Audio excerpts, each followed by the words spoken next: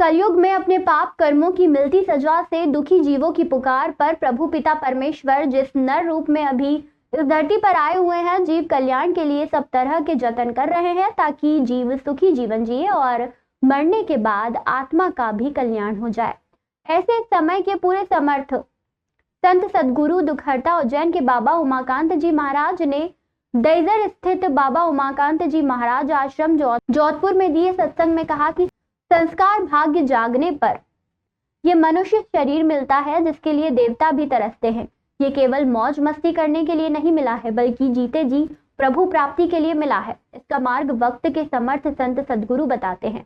जीवों को जागने चेतना के लिए प्रभु संतों को इस धरती पर भेजते हैं। इसलिए समय के महापुरुषों को संत को खोजकर उनके पास जाकर उनके नामदान लेकर बताई गई साधना करके अपनी आत्मा का कल्याण कर लेना चाहिए। आप भी सुनिए युग पुरुष बाबा उमाकांत जी महाराज के ये अनमोल सत्संग वचन।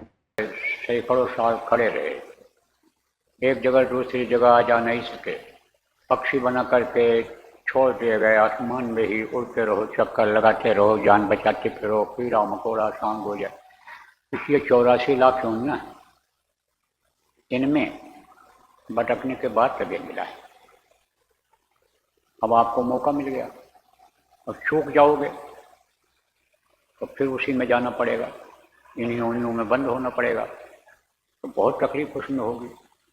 और शरीर से अगर कहीं पाप बन गया, गलत लोगों का साथ पड़ गया, मन ने आपको धोखा दे दिया, मन उसमें लग गया, तो नरकों में जाना पड़ेगा, वहाँ मार पड़ेगी।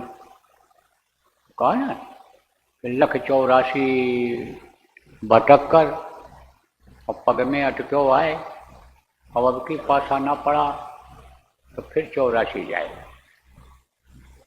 फिर 84 जाना पड़ेगा। आपकी पासा नहीं पड़ा, यह अवसर निकल जाएगा। इसलिए बराबर सत्संग सुनते रहना चाहिए।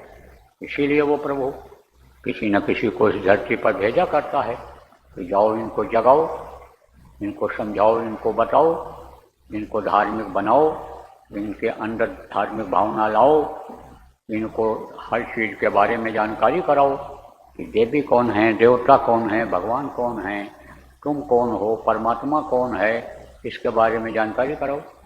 हमेशा रहते हैं, कभी कुछ रूप में रहे।